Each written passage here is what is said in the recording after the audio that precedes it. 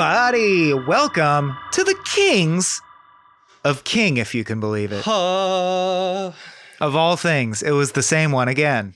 That's very meta. This is Michael Swaim talking to you, and here's my best pal, Abe Epperson. Hey. Silence, followed by Abe Epperson, an unrelated name. Oh, come on. Silence is my friend. All right. That's the bit. You're just some schlub barging in to join me on a fantabulous cavalcade of wonderment into the works of Stephen King and the films and television series adapted therefrom. Today we are talking Dr. Sleep, which came out in the year, Abe? 2019. You know Great. I do know who directed it, Mr. Mike Flanagan. Mm-hmm. Of recent note, did the Netflix runaway success Haunted series, including Haunting at Hill House. And Haunting at Bly Manor. And what else? He's done a ton of stuff. He did Oculus 2, I think. Oculus. He did like the Oculus shit.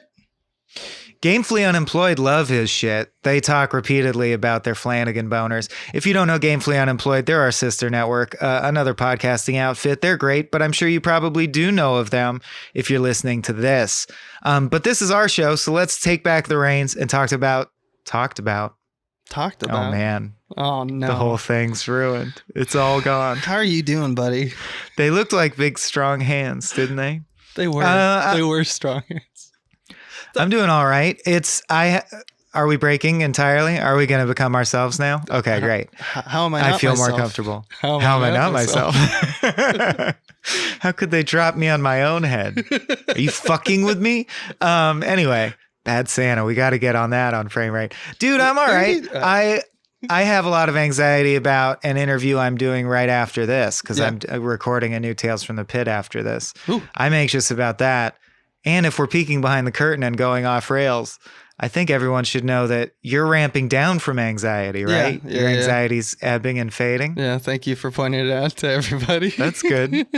Oh, does that take us back ceaselessly into the past? It doesn't. I was just anxious because we're going to record the video of this, and I've been dreading it all week.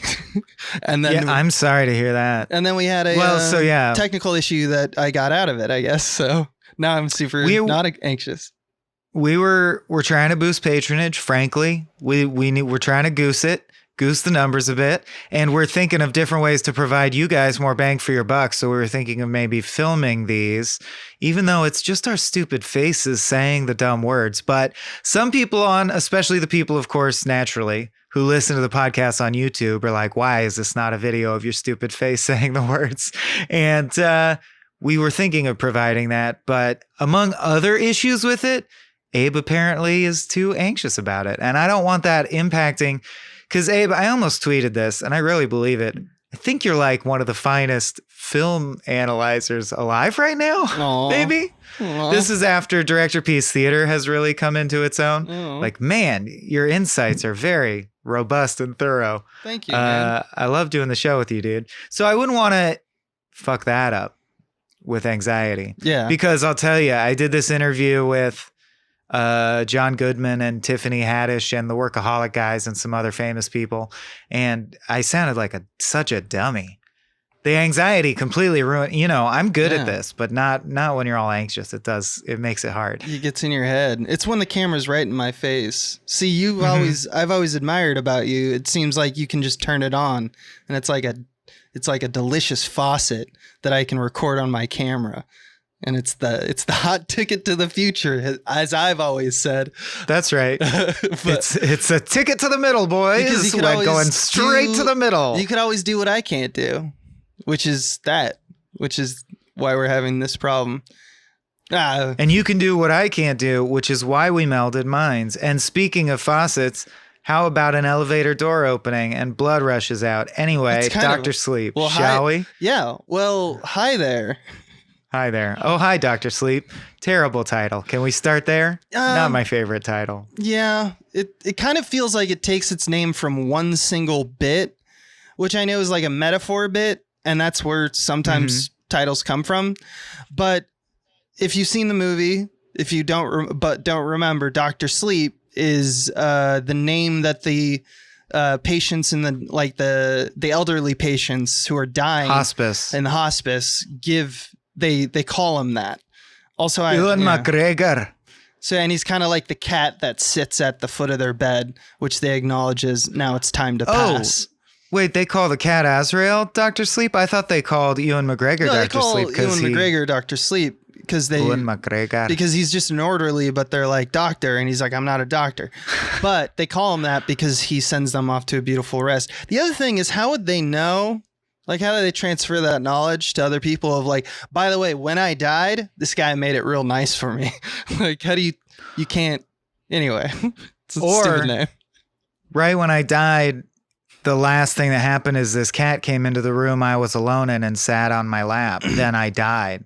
How would you know? Unless people are repeatedly catching the cat as it leaves the room and going like, oh, that cat just came out of this room a dead guy is in. That seems unlikely. The cat's doing crimes. I have other issues with the plot, but they're fairly minor, but they're funny, so we'll dive into them. But yeah, the title, I just think is not that descriptive, and it made me realize retroactively that I don't think The Shining is a particularly good title either, but I'm not saying I can think of a better title. Both stories... Oh, by the way, if you don't know at all what Dr. Sleep is about, it is a sequel to The Shining. So there you go. The continuation of the plot of Danny, the boy in The Shining, is now Ewan McGregor. You're all caught up. You're all caught up, at least enough to parse this part of the podcast. But regardless, I think both of us came away with really positive impressions of the movie. So I'm excited to dive into it because I had no idea it was going to be so strong. It was pretty dope. That's the thing is when I watched it, it's because it took me this podcast because I've never been big about the books and I've always been huge into The Shining and several of his films, but I haven't done a deep dive like this. This is a movie that the more you know about Stephen King and his mythology, I really think it gets better. Because after doing some of this podcast, now watching this after I watched it initially, I kind of thought it was like pretty mediocre, kind of a mess. And then when I watched it again, I pieced a lot more together, and it makes for a better viewing experience. Now that's something that there's a larger conversation about like, well, let's look at movies based on the merit of what you see in frame 1 to last frame. You know, like I don't want to have someone come up and explain it to me of why that movie was good. You know, like that there's an argument to be said about that, but I really enjoyed this viewing of this movie. Well, let's get into it. Yeah. With our first segment, /Spectrum? I don't know. Anyway, Under the Dome's the one. Our best guess puts the dome at 20,000 feet, sir. Did he just call it a dome? You think we might be stuck in here a while? Yeah, Under the Dome. Under that dome you go and you find a smaller dome. Ooh, I don't know what song you're doing. It's the elevator synopsis in the movie. That's right. We should have called it elevator synopsis, but that's not a King work. No. But it will be because ultimately Stephen King will eventually write everything, every possible title. It's a joke about his prolificness, but it sucked. That was a terrible joke. Cut it. Joke. I might not. I'm especially fucking annoying this episode. Is that just me? No. I'm annoying myself. You're fine, dude. You're having a good time, and that's what I love. That's what I love too. All right. I like to party. Dr. Sleep, Under the Dome. Who's going to take it? I have bullet points of the whole plot then here, you but take you it, probably I do guess. too. I do, but I noticed mine's a little long, and I don't know Mine's if you want to. super long. Oh, okay. So Here we are. should we both take it? Yes. Maybe this will be sort of a Coen Bros. Let's helix one where we it. go Let's through helix it a it. little more. Pass it on. Let's see how good we are at just passing it forward. Saying, and then I'm Intertwine done. it. You go. Yeah, it's a continuation of The Shining. So you got Danny, who now goes by Dan. What's their last name? Torrance. Dan Torrance. All grown up, still psychic, and he's learned how to cope with having The Shining. And his method of coping, because the spirits from the Overlook Hotel still plagued and followed him because he was forever tainted or like connected to them through what happened in the events of The Shining. I don't know what to say if you're not familiar with The Shining. We can't fit all this into one pod. Go listen to our Shining episode. It's psychic shit. But his childhood entails all the events of The Shining, and you have to be caught up to that, or you can't access this episode. You should wait until you've at least seen The Shining. So now he's, of course, like somewhat a traumatized dude, right? Because if you continued Danny's life, he had this horrible event where his dad went nuts and tried to axe murder everyone. It's pretty fucked up. And so he's coped by becoming kind of a psychic badass, but also a haunted, lonely, drifter, alcoholic, unhoused person. And by psychic badass, I mean he trapped all the spirits in boxes in his mind. Dreamcatcher vibes. If you listen to our Dreamcatcher episode, this movie also uses, and this delighted me, and I think this is what Abe's talking about with the richness of the Kingiverse, which is a very real thing to me now. Abra even says in this movie, I guess inside we're all like libraries. And you're like, yeah, that's Stephen King uses that repeatedly. Mm-hmm. That is what, if psychic powers are a building in your brain, a physical building, and it always has filing cabinets full of punch cards that represent your memories. And I just think that's so funny that he couldn't conceive of the idea that, well, it might be a neural network or it might be more like a cell phone. No, it's like the Dewey Decimal System of the library. But anyway, I digress. Speaking of Abra, Kadabra. He makes magic contact with a girl. Didn't you expect someone to say Kadabra ever at some point? Yeah, I did think that. I did think that actually. They become friends. I thought this was great. It's great evolutions. The evolutions are truly novel and interesting on the original structure and motifs. So whereas before we had Tony, which was Danny's childhood imaginary friend, but we came to understand over the course of The Shining that that's his interpretation of having The Shining. Mm-hmm. It's Tony's not real. And what's funny is now, towards the midpoint of this movie, Abra reveals, actually in Act 3, I think, I thought you were my imaginary friend for a long time. Right. So Dan now accidentally just made random psychic connection with this girl, and they chat sometimes psychically, even though they've never met and they're hundreds of miles apart. So she, for all she knows, he's her imaginary friend. Mm-hmm. But we know she's like him. She has a super shining. And yes, this becomes essentially the X-Men or like Logan or the Avengers. Oh my God, I'm so glad you said that. Yeah. Where the Shining is like mutant powers, and that works way better than you would think it would work. Yeah. It's really cool. And did you not want, this is my takeaway, this is a bad elevator pitch. Yeah, it is. But my takeaway from the whole movie was, all I wanted is for Danny, spoiler alert, to survive, and for him and Abra to fucking solve psychic ghost crimes forever together. That is like, that's what like revealed itself to me is the X-Men thing. I was like, this is so cool, because this is like The Shining as a story. And I guess I think I started to understand what the rift between Kubrick and King here, because Kubrick wanted a more internal. I'm so glad you said that. Had a more internal like version of the story about like it's very Jack centric. All the time, I'm pretty sure King just wanted to make X-Men, but psionic X-Men or psychic X-Men, because Abra is like Jean Grey. She's even more powerful. Right. But Kubrick was literally, I mean, you know the famous story, I think we mentioned it in the Shining episode, where he called and said, like, do you believe in the possibility of an afterlife? And he's like, well, I'm not sure. I'm not unsure. He was like going on a bit. But we don't know for sure. And Kubrick was like, well, I don't, and hung up. Mm-hmm. And that was in reference to The Shining, like he adapting The Shining. And Kubrick elevated that movie in a very specific direction. Elevated is maybe the wrong word. He weaponized that movie in a very specific way to be like, no, it's really depressing. It's truly bleak and alienating in a way that reminds you of things that are truly harsh about life. Like no, pretend this really happened. In real life, a dad has definitely killed his family with an axe before. Fuck, dude, fuck. Like, imagine that. Whereas other movies might have an axe wielding dad about to kill a family. And yet and this is a social contract that's ingrained in us from our entire history of movie watching.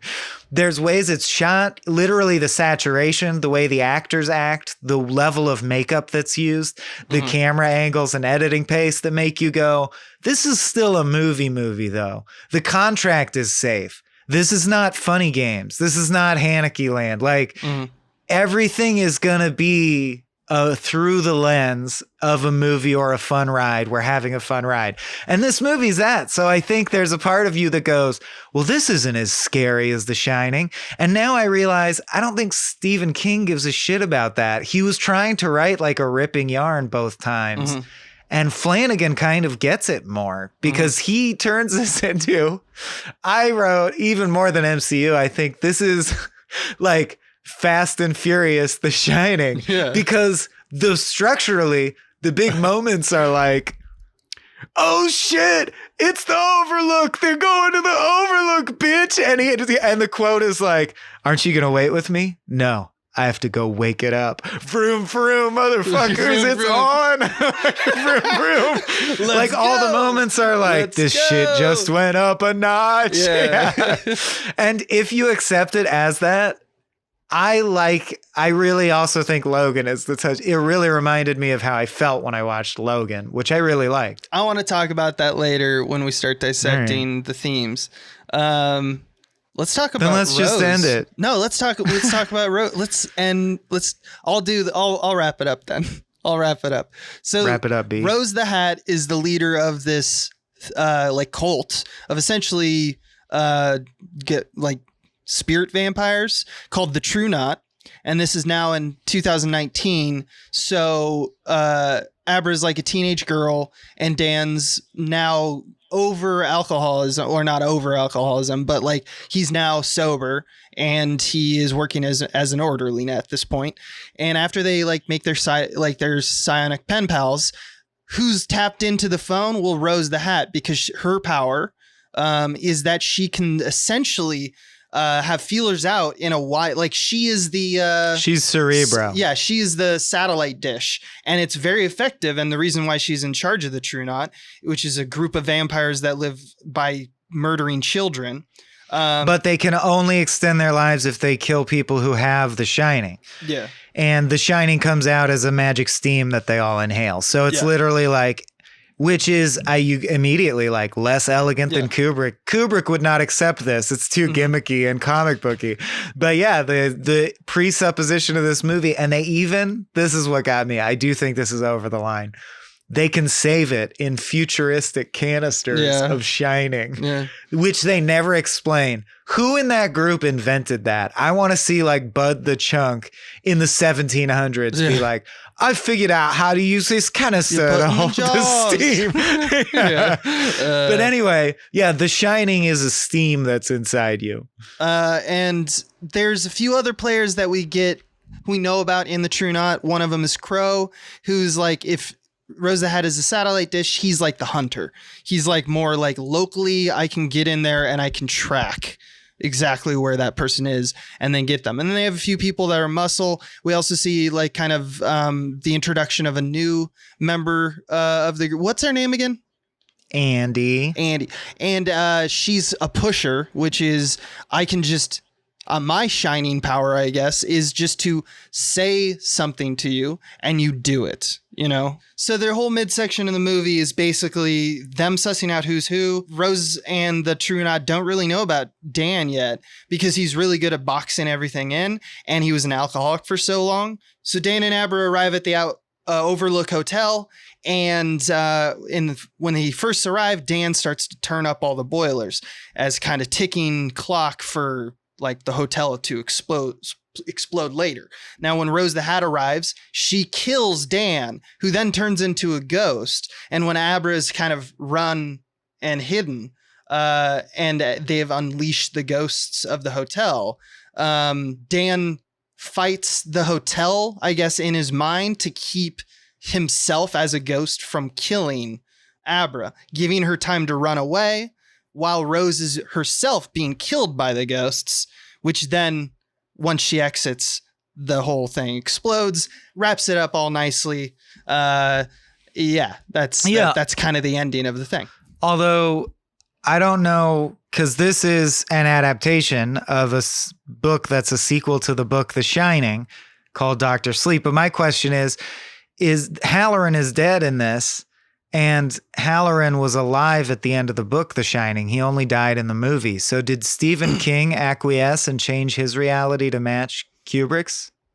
I don't believe so. I haven't read the book, but my gut tells me it's pretty easy workaround just to have Dick die in the interim. Like he was he got older, he died. Well, that's kind of the last bit of the arc, is that Halloran still is like Jiminy Cricket for Ewan McGregor. Like he sees him even though he's dead, and they have chats. And Dick Halloran goes away to whatever the final phase of the afterlife is, but Dan is now the Dick Halloran for Abra. Like he's going to hang out and still advise her and help her out. In fact, they could still do the show where they go solve crimes and do X-Files, and he's just a ghost. He's just a ghost, yeah. Let me ask you this before we leave this segment. It's kind of like Legion in X-Men, actually. That's true. It is. I didn't know he was a ghost at the end, which would resolve one of my questions is, wouldn't his leg keep him from running? Because he chases Abra all over the hotel screaming Abra when he's evil mode.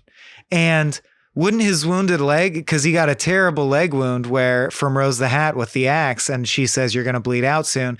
Then he runs like nothing's wrong with his leg. Is that a mistake, or did I miss that he died? I think he died. I think it's open to interpretation. They don't clearly show him die, do they?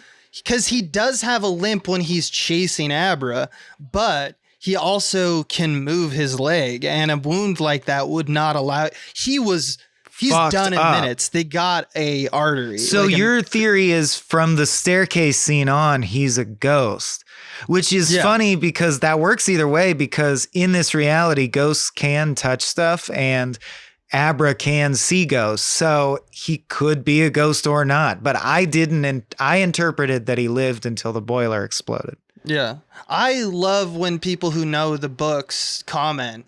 My interpretation from just reading or not reading the books, but having seen the movies, is that ghosts are people with shining. Is that true? With shine? Does that seem right? Oh, you think? Or is it just people have had horrifying deaths like normal ghosts? I'd like people to weigh in. Yeah, well, that's all. The way I took it in this movie world, at least, was that they tried to make it like the same thing. They were saying that those individual ghosts that we saw in The Shining 1 are not necessarily... The ghosts are not like Rose the Hat and the True Knot. The True Knot are like the Overlook. Does that make sense?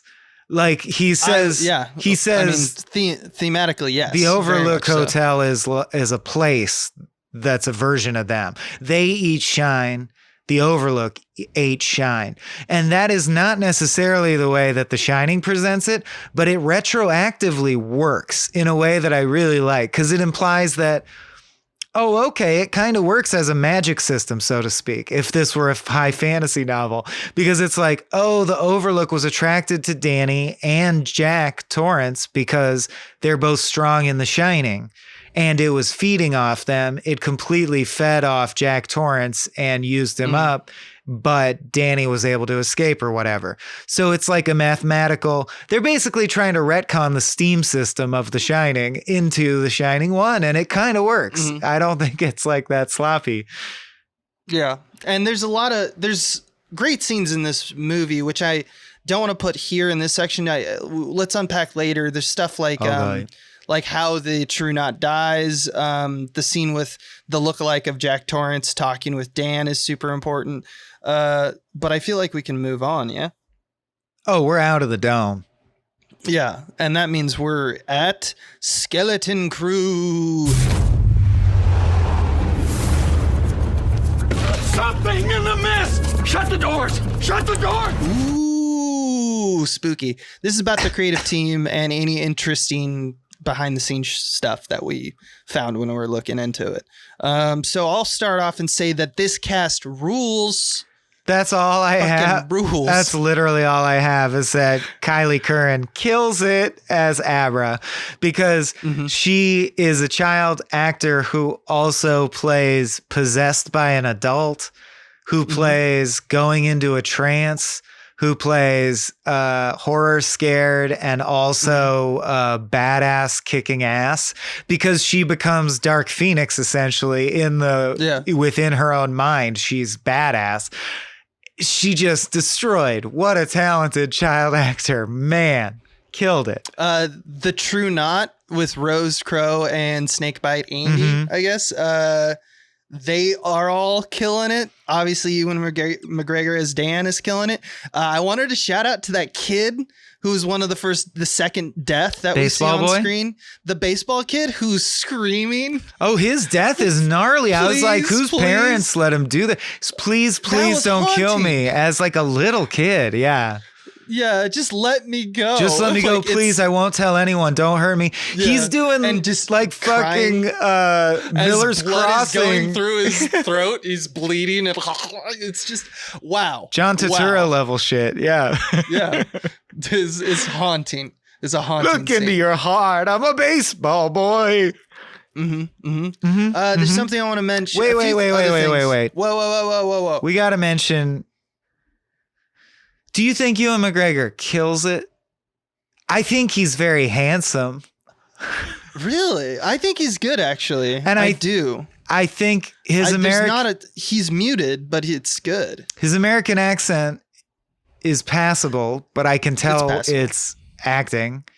I don't mean to shit on Ewan McGregor at all. I think what I'm saying is this is where that thing happens where I'm like, but it still doesn't have the raw, brutal reality of a Kubrick. And it's hard not to compare it to The Shining. I'm just saying, yes, he kills it, but not in the way that Jack Nicholson killed it. But that's different characters. It's a different dude. Like, movie universe. The whole idea Yeah. behind Dan is that he's still kind of a kid. And sane, He's- more sane than Jack. Jack's gone all the way. Oh yeah, Jack is like kind of a traditional like father figure who went to war, kind of like as portrayed by, I don't know, Ron Howard. But when we look at Dan is still a little bit Danny. He's so damaged and he has no confidence. That's how Ewan McGregor kind of plays it, is this really subdued, asking for permission just to exist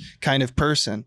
And it's I think it's effective because there's a lot more, like Abra is really like self-centered and confident, and you kind of see it in that one scene where where he is inhabiting her, and she plays it like Abra would play it, which is that she's like dunking on a crow, essentially, like calling him out on his shit stuff that By the Dan way, would point of never order, it's Crow Daddy. do.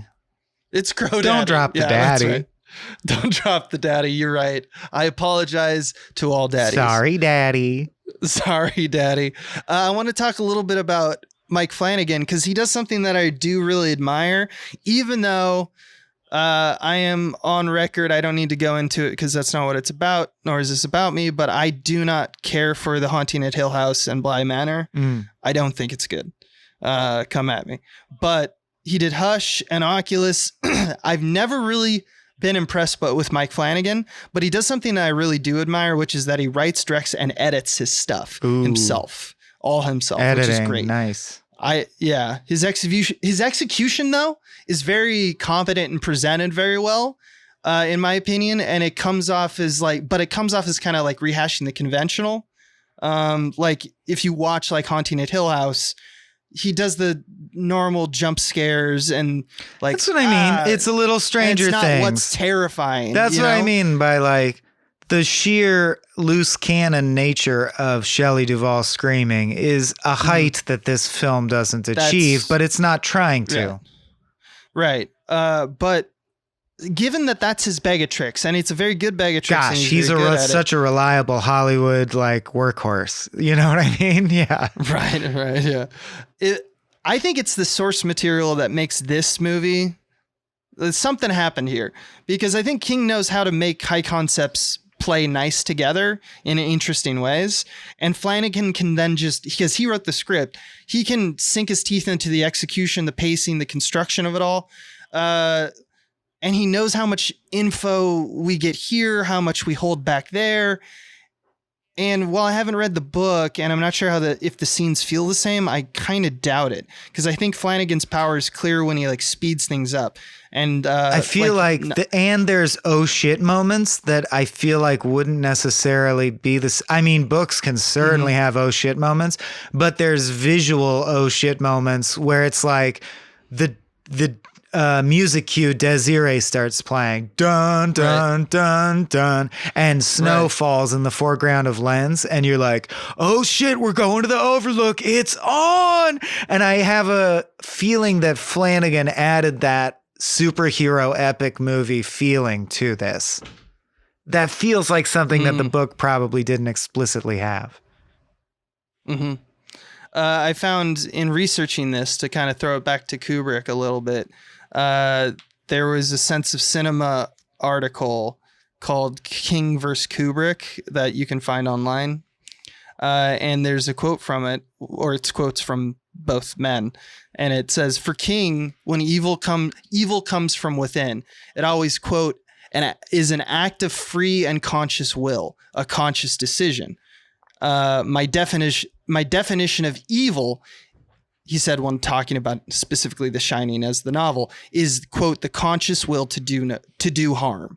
But Kubrick says, quote, there's something inherently wrong with the human personality. There's an evil side to it. So he sees evil as a Jekyll and Hyde story. We're all made up of a mix of good and Jekyll, evil. it's all Hyde. And there's no room for a good side in his philosophy. So I think what this movie shows is, or why I put it in this section, is I think what Mike Flanagan gets about King that Kubrick never wanted to do is that King's definition of evil is someone who is almost like a D&D evil. When we say like lawful evil or chaotic evil. They're like Hitler's. That's the other thing is you literally see like Abra repeatedly says, you deserve it. Reminds the audience that it's okay to root for killing the bad guys. Yeah. Because in real life, unless you're very on the extreme end of there's no justifiable reason to ever harm anyone, these are the exceptions you would make. You'd be like, well, they've lived for thousands of years and they intentionally are like 12 Hitlers. Like they've killed as many people as 12 Hitlers. They are the extreme exception to that. They're like as evil as you can get. So we can root for them getting killed by our heroes because fuck them. Like honestly, the true not are fucking assholes, right? Like when Grandpa Old Baby or whatever cycles, she's like, she talks about him as if he was the mythical Dracula, and this is just how he died. He killed like millions or something. Yeah, like that. And it's like, oh well, then fuck this guy. Yeah, shoot him. Like haunt his mind. Make her deglove herself. Fuck these people. Oh yeah, that was gnarly too. Yeah, great scene. Great scene when Abra degloves Rose the Hat's hand because she catches her hand in the cookie jar. It's such a good turn because it's again not a service to the horror side of things. It makes it less scary and more exciting and fun because it's like it's what would be a mediocre scene if it were going for horror, because you're like, oh no, she's sneaking into my brain and accessing my memories. That could be creepy. Depends how it's handled. But then it immediately turns into, oh no, the little girl is so much more powerful than her. This is a scene of Rose the Hat getting fucking wrecked in Abra's head. Abra just wrecks shop with her. It's delightful. It's very satisfying is what it is. It's cathartic. But in the way that a Fast and Furious or any adventure movie is, Indiana Jones. Not in the way that a Kubrick movie is by a long shot.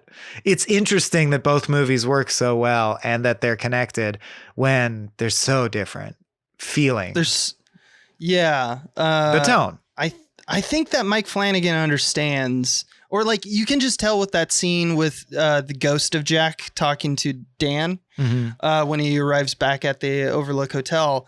I think there's something going on, and I can't I'm just only reading what I can online and haven't read the books. I'm keeping myself away from the books on purpose. Like it feels to me that like Kubrick said, basically Kubrick with his version said to King about his alcoholism, about like who he was, like, and his interpretation of becoming better was like just silly. It was flawed because Kubrick believes that there's something wrong with everyone. Yeah, because Kubrick's a fucking are evil. bleak realist / nihilist motherfucker. Yeah, that's just but what King, he was. King is about retribution and overcoming. That's why this story is about, an alcoholic succeeding. At the end, he throws away the booze. King ultimately writes mostly hopeful stories. Mm-hmm. Usually there are some survivors at the end and good triumphs over evil.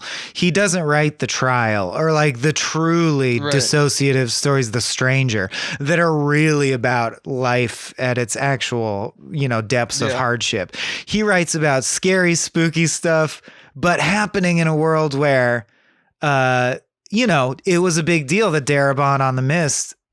Mm-hmm. That's a step bleaker than King would do. And I love that King can also get thrilled by that. Like King famously said, yeah, I love the ending of The Mist. That kicked ass. Especially when it's external. It's just like, these are circumstances. Because it's like, oh, you got me. You went to 11. That really was, woo, that was spooky. But King himself, I think, is a pretty hopeful writer for being a guy who writes only horror stories. There's the occasional, like, The Lonesome Death of Jody, whatever, the guy where the meteorite comes and he gets covered in grass. But Weeds, I think is the book. On the whole, he largely writes within the what I call the social contract universe, where he believes in justice. He believes in such a thing as moral metaphysically existing. Morals I think metaphysically existing. The triumph of the human character is something that Kubrick doesn't care about, and King, it's very personal.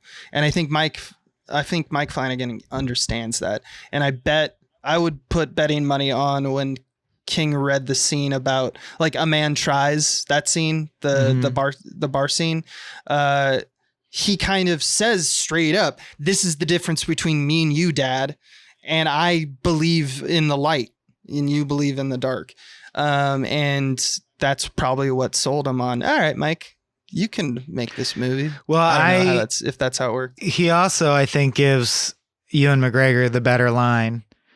I really like those two lines. Well, there's a lot of, because as an alcoholic myself, I really enjoy the good lines around alcohol. What did he say? I used to smell your whiskey when I was a kid. It smelled like something on fire, which I suppose it was. Good line.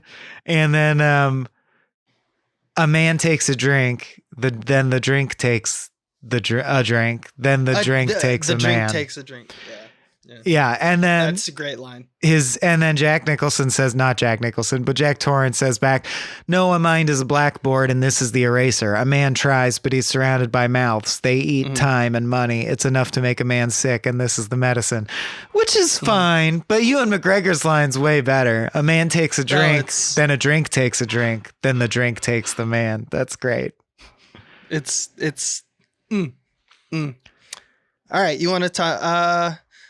I could talk about the look of this film, but you know what? Let's. That's jump not into for more skeletons to know about. They have to be protected. They're precious. They're precious skeletons. So let's move on to it.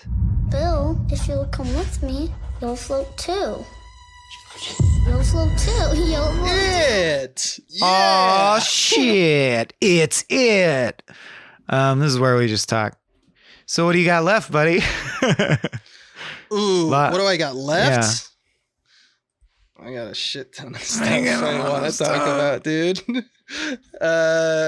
So from the get-go, I love the Danny versus the tub, the lady in the tub treatment. Right, the woman from room 237, which is 217 in the book. Early, because this is once Dick Halloran has shown Danny how to like box his ghost. So it's after The Shining, and it's he's got his own psychic pen pal, and he's saying, if you're scared, this is how I deal with it. Here's a box. It's I think it's it's not only because it's everything about this movie is about healing. it's about a better version of what The Shining is doing. It's like, in a way, it's there's symmetry between the two. In time and in how the story unfolds and why the story's unfolding. Well, The Shining is like here. a massive trauma, and this is the catharsis of the trauma healing eventually. Exactly. Yeah. And Flanagan does something interesting because he also starts to flip how the horror scenes operate. And this is the first time it happens, because the horror is usually coming from the ghosts. Like, you're locked in there with the ghost. That's terrifying. So to play how he plays Danny's ultimate triumph as a child against his ghost by boxing them, he literally closes the door, creates a box around them, and then you just hear her, the ghost, scream. Mm-hmm. I just thought that was a nice flip of how the horror usually works, because in The Shining, a locked room is terrifying. Right. Whereas now the lock is a locked room is safety. Right. And I think that that's nice. I like that a lot. I think that's nice. I just think it's neat. And I think that there's a lot of symmetry between the two that isn't just in the thematic principles. I think it's also intentionally done in the movie as just a visual metaphor or a way to harken back to The Shining. For example, when Dan meets John, who's Bruce Greenwood, Bruce Greenwood plays him. He's the leader of Dan's AA group and his boss at the hospice. Did you notice that his office is nearly identical, same color, same layout, things on the wall are even the same, of the Outlook's hotelier at the beginning of The Shining when Jack takes the job? It's literally the same room. It's just flipped horizontally. Mm-hmm. So the door's on the left instead of the right, kind of stuff. But I think where this movie really sings in terms of execution for me is the pacing and the procession of events and the ultimate efficiency that they do. And what I mean by that is that the scenes are very short, and there's a lot that happens in this movie. A lot. We couldn't even get through the elevator pitch, because there's just so many little details you want to include. And a ton of short scenes that all advance the plot strictly and make you feel as if, wow, we have a lot of shit we have to get through before we get out of here. Right. That's what makes it feel like an epic adventure. It almost feels like a Star Wars or a Marvel it's like, there's a lot of shit happening, dude. And that means there's a lot of exposition to cover, especially because they're trying to catch you up on a whole nother movie that's already high concept itself, even though it's the similar high concepts. They're introducing new ones as they go. So considering all of those things at play, the history that the audience needs to be caught up on, the many characters that they're introducing, this is more characters than a normal movie of this type, honestly. We get closer to a lot more people. And I feel like the movie flies by, but I can describe most of these people, what their roles are and how they are, like what they're doing and why they're doing it. Usually these are things I don't know about everyone in a screenplay. I don't really have that problem in this movie. And I think that that's one of the greatest strengths of it, is they had like a horrible, horrible job to do, which is to do The Shining, tell us about The Shining in your movie, expand on The Shining, include the source material of a new book, keep it captivating, work with this huge cast. There's a lot of smart decisions that Mike Flanagan did, and I think it came down to efficiency. He's so competent. Gotta go. Yeah. It's very good at it. I have my competency boner is throbbing. Yes. What do you got? What else do you got other than that boner? We really got to cover Shakes the Clown one of these days. Ewan McGregor waking up, not knowing what woman he's with, was very Shakes the Clown. But of course, in this case, it ends with him feeding Cheez-Its to a baby that he then psychically finds out died of exposure, or he at least thinks it did. Mm-hmm. I don't know if it's confirmed. And he takes their money. He takes a single mother's money. Doesn't he put it back, or does he trade the Cheez-Its for it? Okay, he doesn't. Wow, that's a rough. Dick says, you could at least put it back. Like, you could at least not rob them. Yeah, and he's like, and then it cuts. So I guess he could have, but I don't think he does. I think that's why he hit rock bottom, and that's why he went to AA after. Oh, here's a question. How come you're such a better film analyzer than me? This is I'm stuck in cracked mode, as I will be till I die. You're like, and it means this, and it tells us this, and this about the human spirit. How could he go 8 years later, it said? How could he go 8 years and no one asks why he has a giant crack in his wall that says the word murder? He hasn't fixed that or covered it up. No, the murder happens in 2019, so that's days. The murder crack happened? Okay, somehow in my notes I thought the murder crack happened before the time jump. He didn't really know her as a kid. He just felt her. And then they started talking when she turned into a teenager. So like in 2009 or 2007, where we see that she can put spoons on the ceiling and shit. Like she's a little girl then. That's how Rose the Hat gets to know her. All right. How about this? How about this one though? How about I will destroy this movie.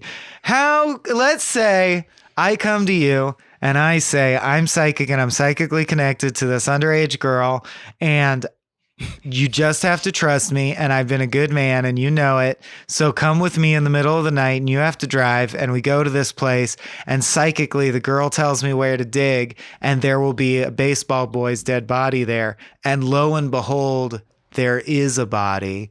Wouldn't you just think I'm crazy and I did it?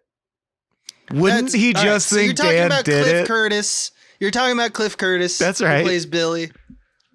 So he's his AA sponsor, right? And he's known the guy for 10 years. 8. So if I did this to you, or you did this to me, there's literally a scene where Cliff Curtis says, or he actually says, he says, I hope you're crazy. I'm not sure what I'm more terrified. Yeah, there's two ways this goes. Right. You're a murderer or you're crazy.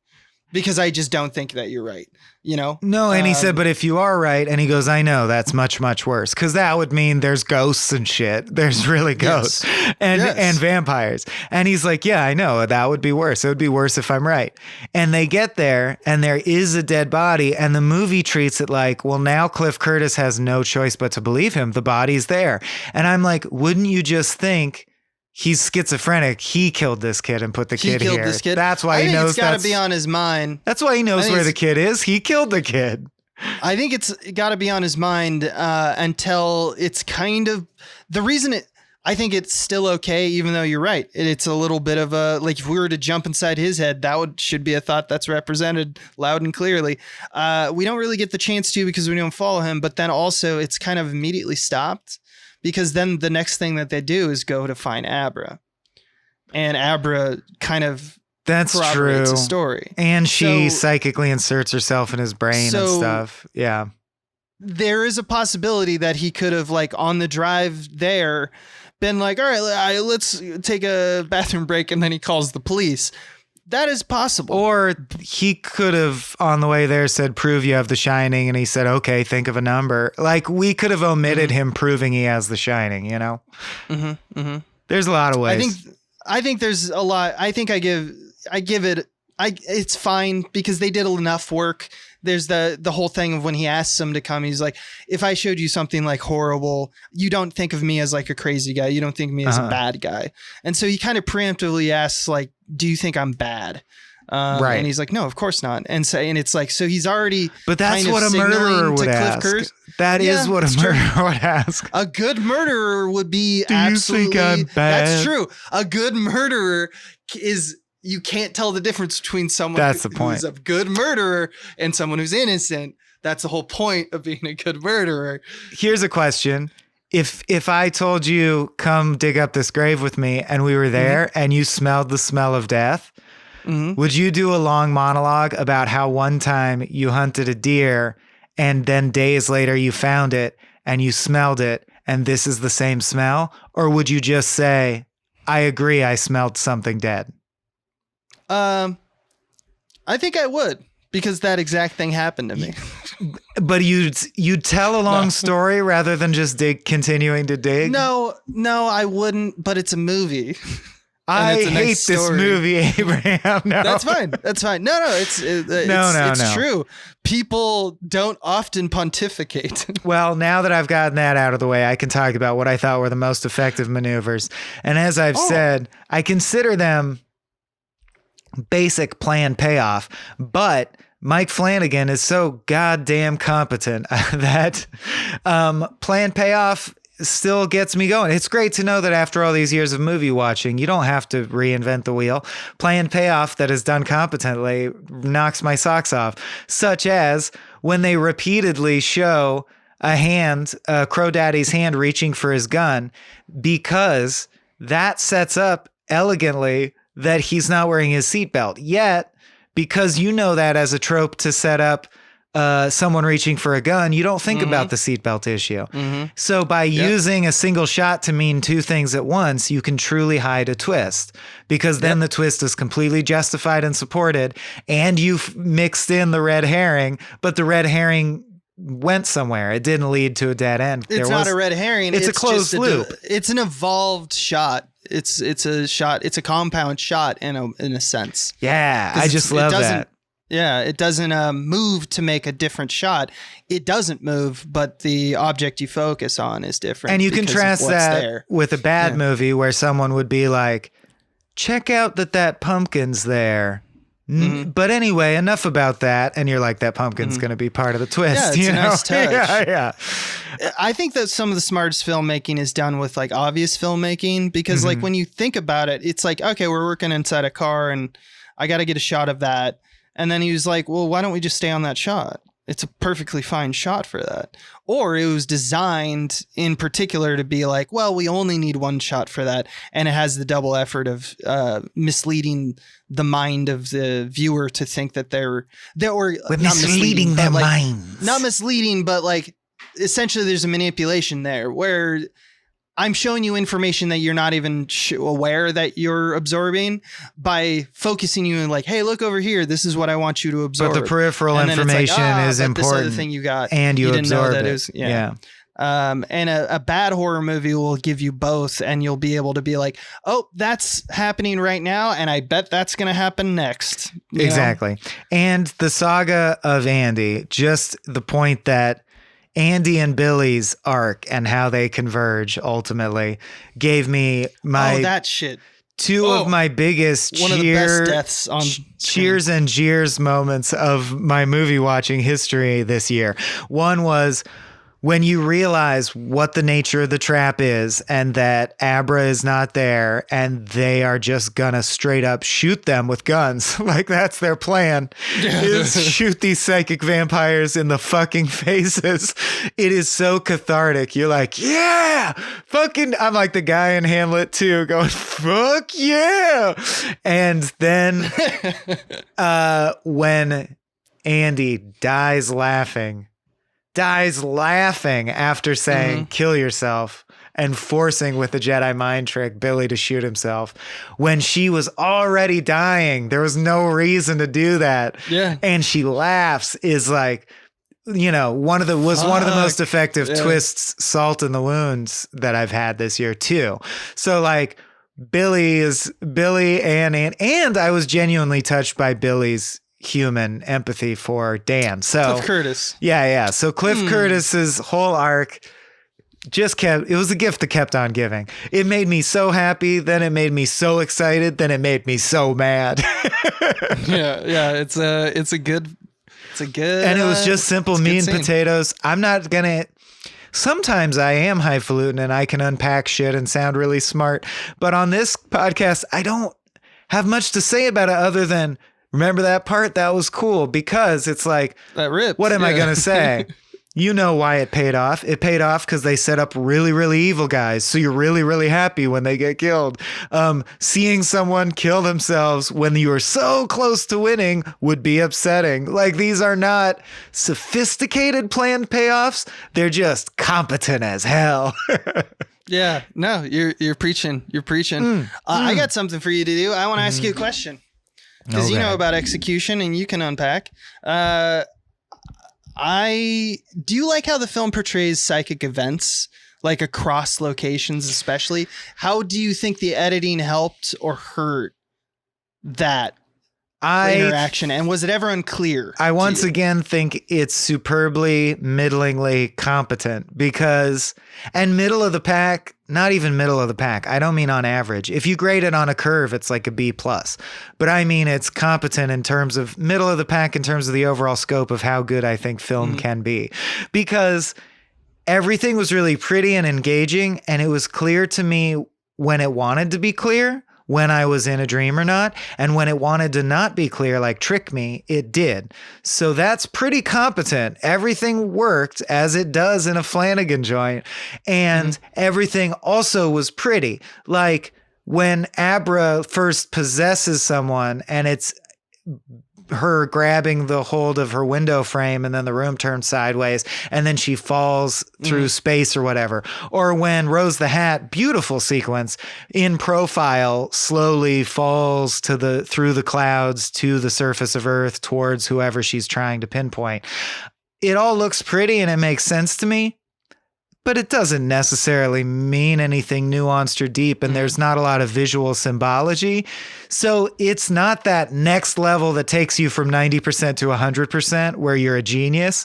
It's just everything was good, and it looked good too. I think that's actually a hidden strength, to be honest, because what that did is it made you, it's kind of a two-part question, or like a statement and then a question, I guess. It's kind of what it does is it didn't make you think about those. It proceeded as normally of it's a psychic event. Someone's invading someone's mind. I've seen The Shining. I've seen, a bunch of other, psychic characters go into someone's mind palace or whatnot.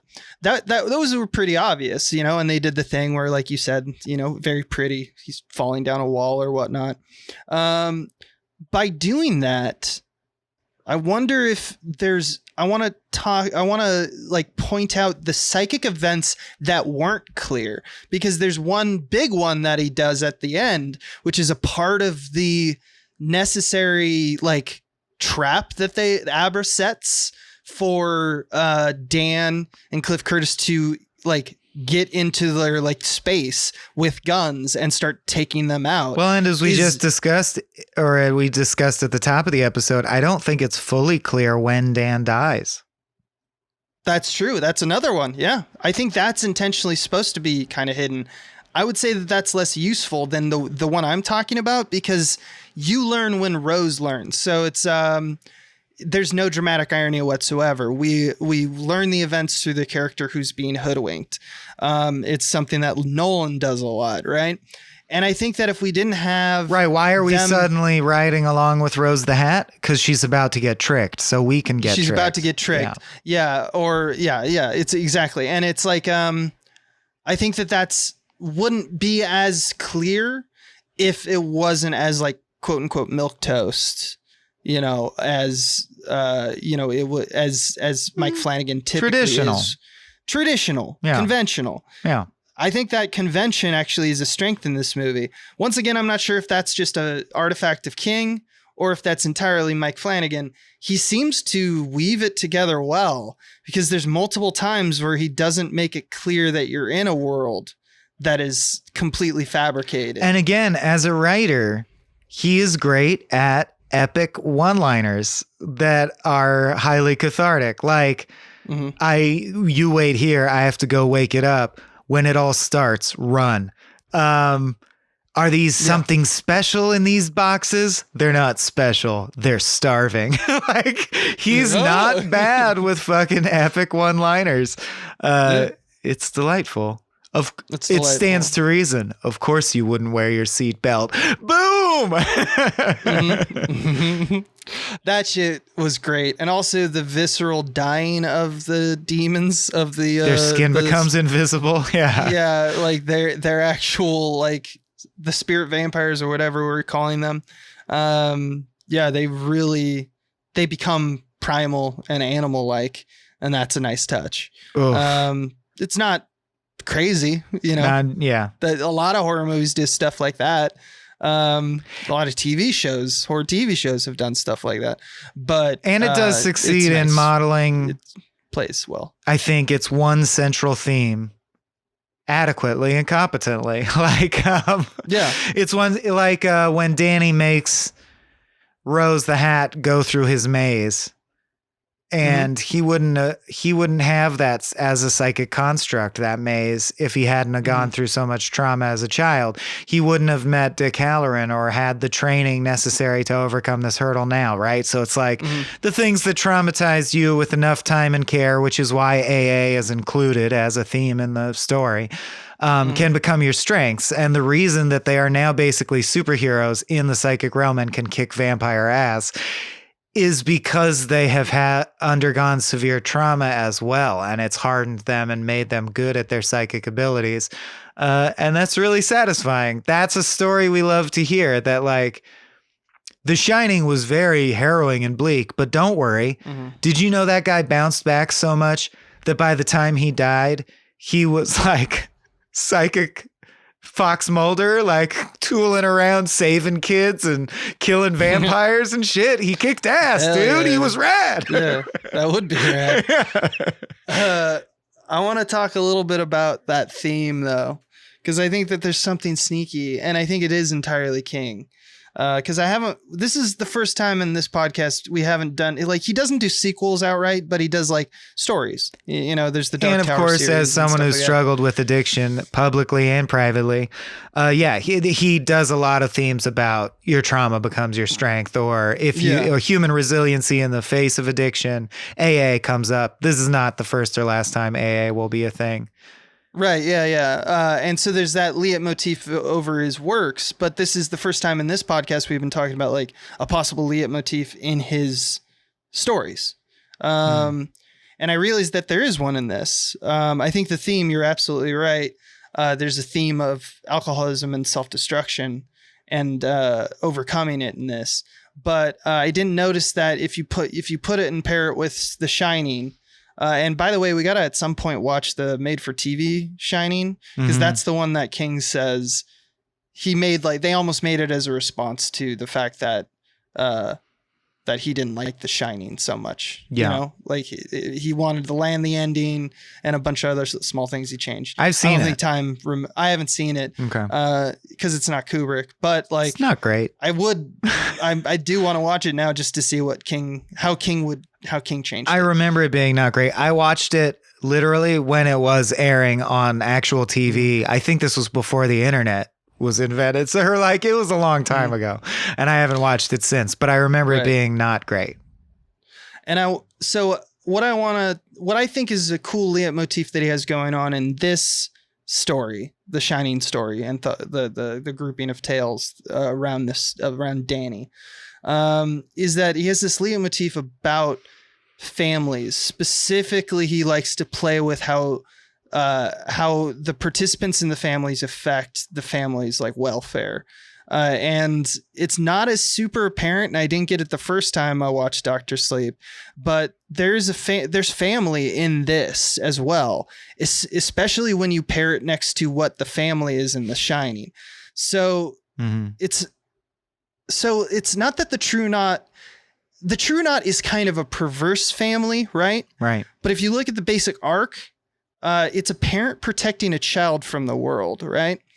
And then they realize it's a parent protecting a child from another parent. And so in The Shining, it's Danny and his mother versus the Overlook. And it's about the corruption of Jack and his alcoholism. But here it's Abra and Danny versus Rose and the True Knot. Right. Dick plays the same role both times as this kind of intermediate between the story.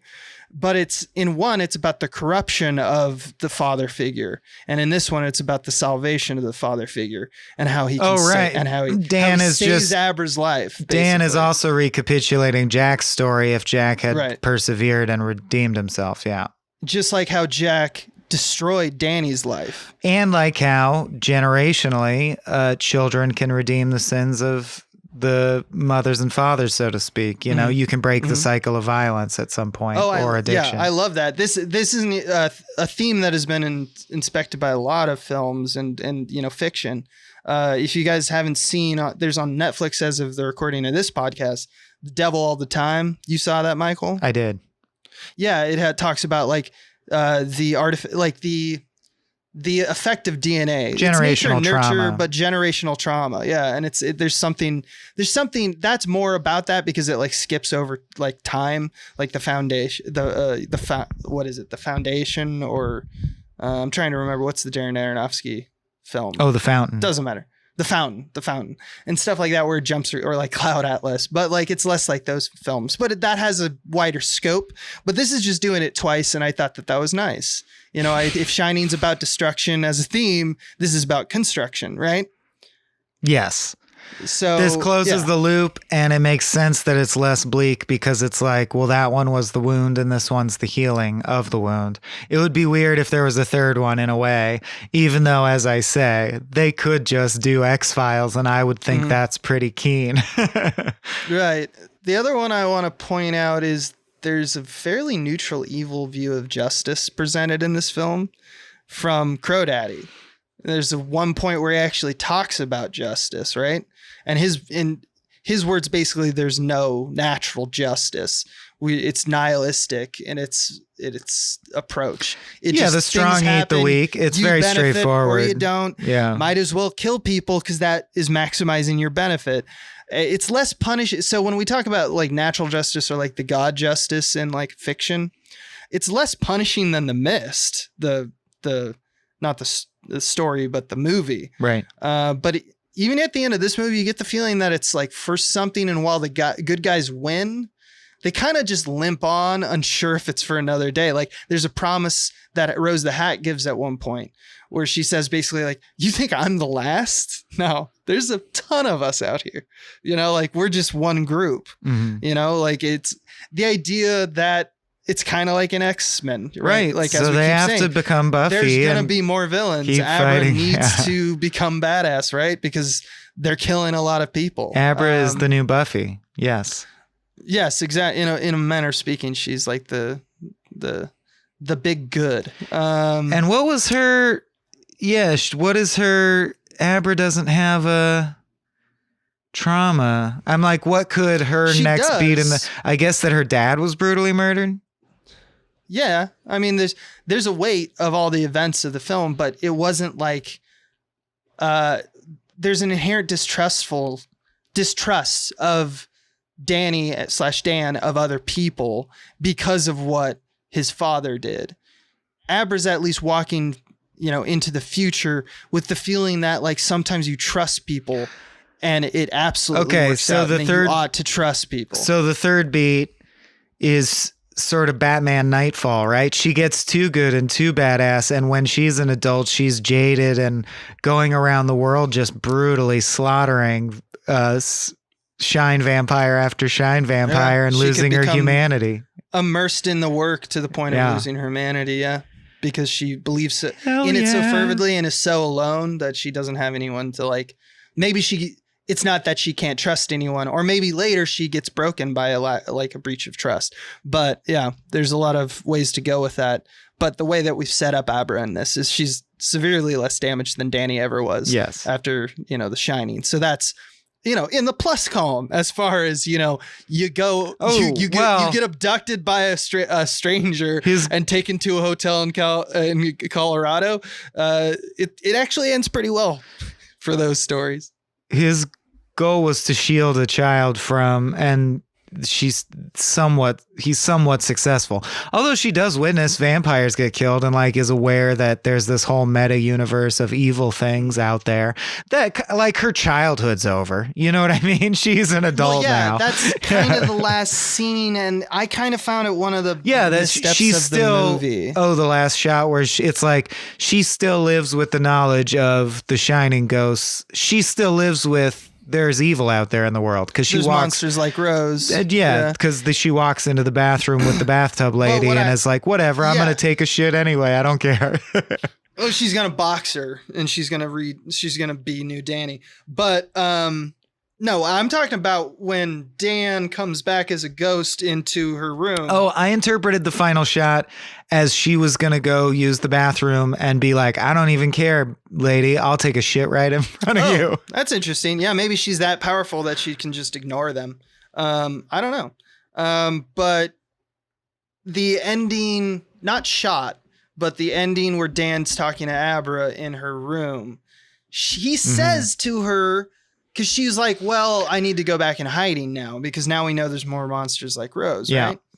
Dan says, no, this whole events, this has told me that go shine on. Oh, yeah, And he I'm like, tells her what to the shine her fuck? shine even more. Yeah, he's like, what? Like, Well, that's because, some but you ghost understand why, right? That's because the story needs to wrap up now. Mike Flanagan doesn't want to hint at sequels. The redemption is redeemed. But then you shouldn't have said there's You just tons don't more have- vampires. there's so much more things. No, I like the vampires thing too, but I think you just have a scene about like you have that scene, but don't tell her to go put herself out there with her shine. Shine on, Abraham. You shine on. She does have him, so he just like And she is the dark fucking phoenix of The Shining. Like she's for the most sure, powerful she's legit, one. Yeah. But like I don't know, it just feels like a weird message to tell someone after those events to like, you know what? You know After what? seeing Go all nuts. that, Go nuts with the psychic powers. Really do it lean again. into it. Yeah. Do it again. It's like, what? That's your takeaway? All right. I mean, like, I guess we can be pals and kill, monsters, but like Yes. we barely made it, and I had like I had much help, like I had two guys with guns killing most of them, and then you killed her with ghosts, like I did a lot, Yeah. but like I played my part as a team. Don't tell me to like go it solo, I guess. That was one thing that I just didn't like, but I understand why they put it in there. You got to have that kind of stereotypical ending to make it feel like, and it ended and it's all buttoned up and let's go home. Yeah, it doesn't feel good for him to say, and remember, there's still danger everywhere, so live your life very carefully. That we want everything to be fine, so they just let it be that way. They just let it be. Yeah.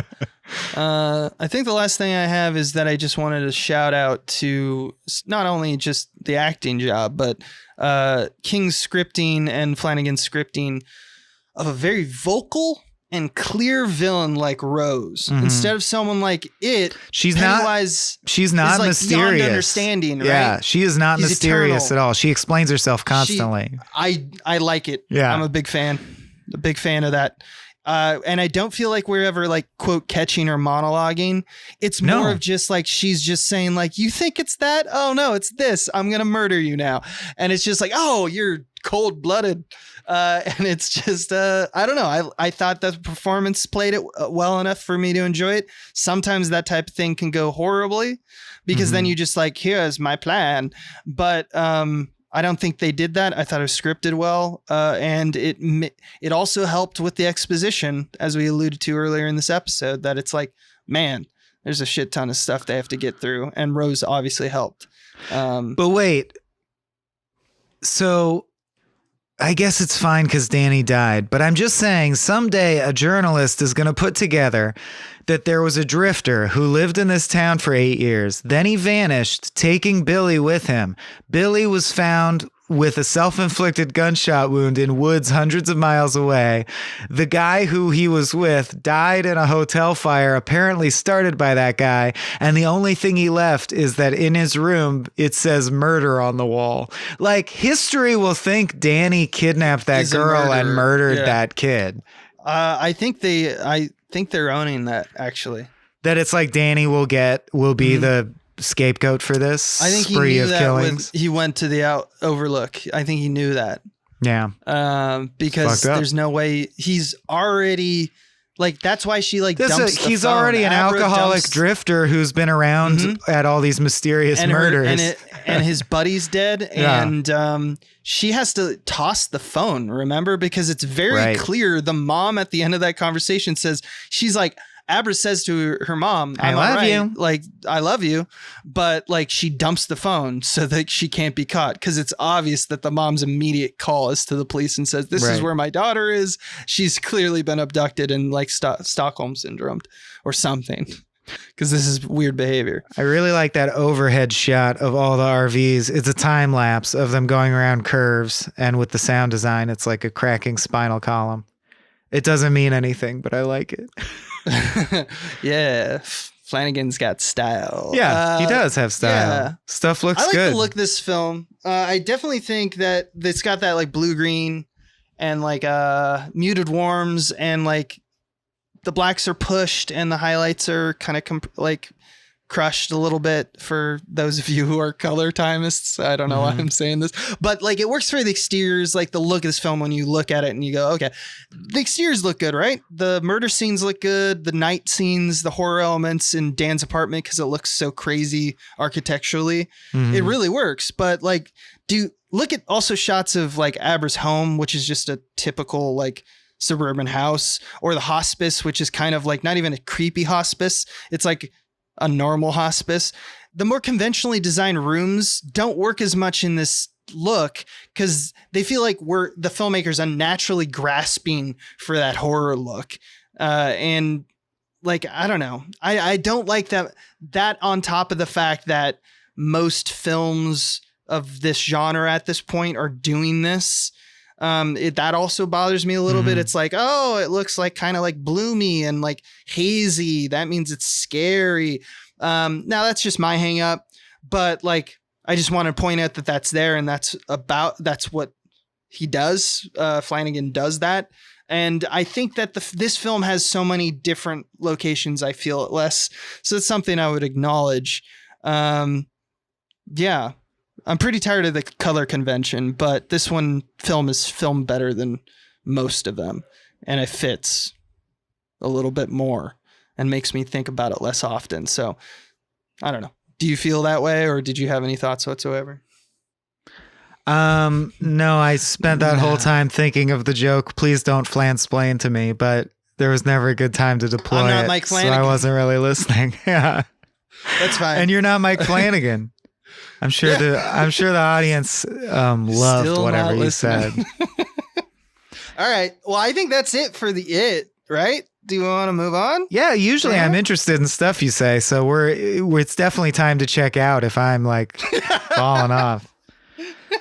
Does that takes us to what? The Stand, I think? The Stand. The Stand.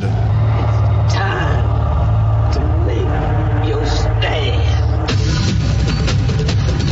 How many are there now? 1, 2, 3, 4. 1, 2. 8? I think this is episode 8. There's 8. 8 meaty episodes. Ooh. 8 delicious episodes. I don't know about. There's one movie that is a big problem for my list. Well, we already right now. diverted in reality, so they won't match anymore. Yeah, This I is know. the ride or die point where you decide, are you a Michael or are you an Abraham? No, this is just me going. I'm talking to the audience, bro. I know, but I'm just saying, like, I don't know what I like. I don't know to put. There's one Don't movie. know. I'm like gonna give him a tie. I think. Is that You allowed? can't do that, my friend. I'm sorry. We never made rules. Because I Can I wanted give him to a give tie? one a tie and I didn't. Or can I give one a tie then? Because I don't know. These are- I had the same instinct, but I didn't do it. So you can't. With this one, I gave this one a tie with a different one. Yeah. I gave this one a tie with a different one. Then I guess we're allowed to do it. I don't care. Let's do it, Fine. and then if it isn't the same one, we'll We'll you know. undo it. Is that what we're saying? I don't think the list matters, so I want to be recorded. I think the list is the most important part of the whole exercise. Let's start All at right. the bottom. Agreed? All right. So number 7, because one of them's a tie, so we're still only at 7, right? I guess. All right, number 7, you idiot. Dreamcatcher. Dreamcatcher. Why do we do this way? Number 6, The Dead It. Zone. Number 5, The Dead Zone. It. Okay, all right. Let's rest there. All right. I hate disagreeing with you, buddy. This is the worst. Okay, so now How you doing? Well, How you doing though? We already knew that. I'm doing okay so far. Here comes the scary part. okay. You know what I mean? Okay. So are we going to name the 2 movies that are? It sounds like we have the same 2 movies. Well, to be honest, because Is I know. it? I'm about to say number 4. Are you going to say tied for number 4? I'm going to say tied for number 4. Oh, then we have completely different lists. So Okay. my number 4 is The Mist alone What is your number 4? Mine is Dr. Sleep ties with the mist. Abe, you're going to be mad at me. Okay, so number 3, Misery. Wow. Look How at about you? How about you? I'm Misery. And then we're Stand By Me. And then What is number you? 2, tied for number 2 for me, Stand By Me and Dr. Sleep. You're so generous. To what? I think Stand By Me is overrated largely. Oh yeah, all right. Yeah. I think it's very good and competent, as is Dr. Sleep. I think Dr. Sleep and Stand By I Me think are once you get in the top comparable. top 4-ish, we're talking about pretty solid. Good movies. Here. They're solid movies. Yeah. Number 1, I The put Shining. it lower. Here's the thing. Number 1, The Shining. Number 1, The Shining. Number 1, The Shining. Here's the thing. I didn't put it up so high. I did think about it, but something I didn't talk about as much is I didn't like that they went to the Overlook in general. Oh. I thought it had a lot of symbolic, like, oh, that's cool. But I didn't need it. I couldn't get it out of my head that the movie would be cooler if the face-off just happened in Abra's home. Sure. Because like I think that there's too much of like, oh, we gotta do the blood, we gotta have the scene. Dude, with it's the way Jack. better than The Mist, though. I just think it is. It kicks way more ass than The Mist, frankly. The I think Mist, that it's they're all about the so ending. Different. They're so different. Yeah, they're different. That's what, because Mist is like this writing dunks on the Mist in like every way. I'm script first, so Dr. Sleep really appeals to me. There's great one-liners all throughout. I think Darabont's even more efficient than Flanagan. And I just put it above Misery because it's so much harder to make than Misery was. That's fair. All right. Yeah, I just think Misery, like Dr. Sleep is so epic in woo! scope compared to Misery. It's harder Misery to make. just like Kathy Bates just it's like every scene is just like, oh shit. Yeah, but Kylie Curran. Oh shit. Abra, baby. Dude, yeah, there's a lot. I mean, that's the thing is it's hilarious to me that there's like Shining, Stand By Me, Misery, Mist, Dr. Sleep in my head.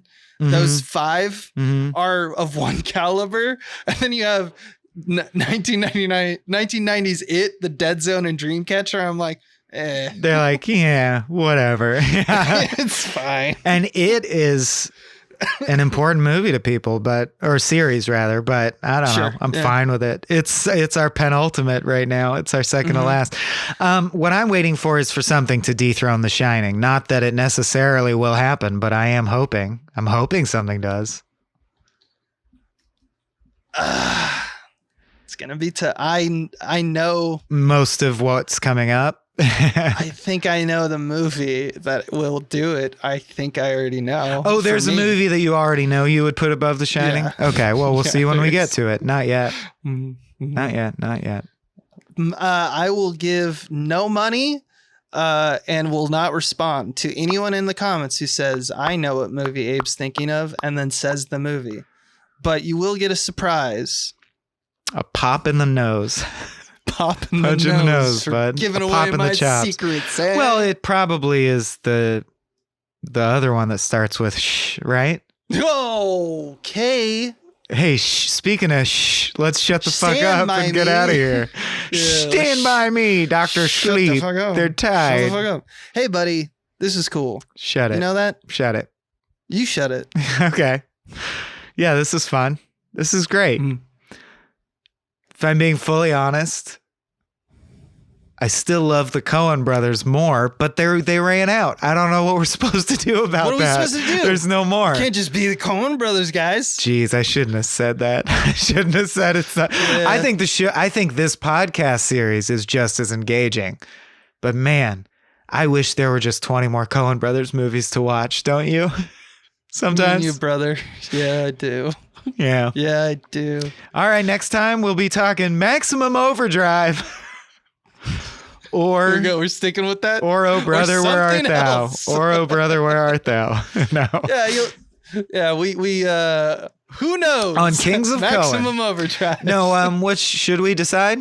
I think that's a new tradition I'd like to lean into more. We never listen to what we do. I know, but we so- should, and we should try to stick to it this time and keep trying till it sticks. Okay. All right. Okay. What are we doing? What about Under the Dome? Under the Dome? So we can do an Under the Dome on Under the Dome. But also, Under the Dome is a 2-season series, so we'd have to watch it immediately. Like, start watching it. Was there a previous The Mist? I don't think so. Oh, there was a television The Mist. Oh. No, that was after the movie. Yeah, after.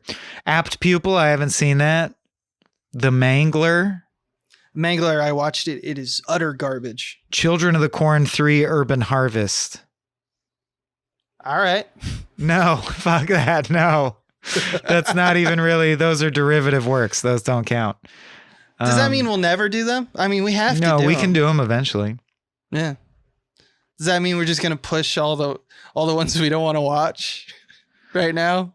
Yeah, so that's what I'm saying is we should do a bad one. We have to do a bad ones every once in a while, and this one was good. So that's why our list is like good ones and ones that never need to watch again. So how about, I'm going to name some bad ones. Let's do Thinner. Thinner with a 15% on Rotten Tomatoes based on the novel of the same name published under the pseudonym Dickie Box. Hey. Old Richie Bachman. Hey. Tom Holland directed it, but probably not that Tom Holland. I think he was a baby. Because it came out in 1996, and he was a little spider baby at that point. Yeah. All right, so next time we'll be talking Thinner on Kings of King. We love you. Love you. This has been a Small Beans endeavor. We're a bunch of pals who make podcasts, sketches, music, web series, and movies. The Beans always have new ideas percolating, so make sure to check us out at patreon.com/smallbeans. That's patreon.com/smallbeans, where you can browse all of our current and past content, see what we've got planned in the future, and learn how your support can help the small beans grow into huge, giant monster beans. If you enjoyed this content module, please like, rate, subscribe, or tell a friend about us. We love you.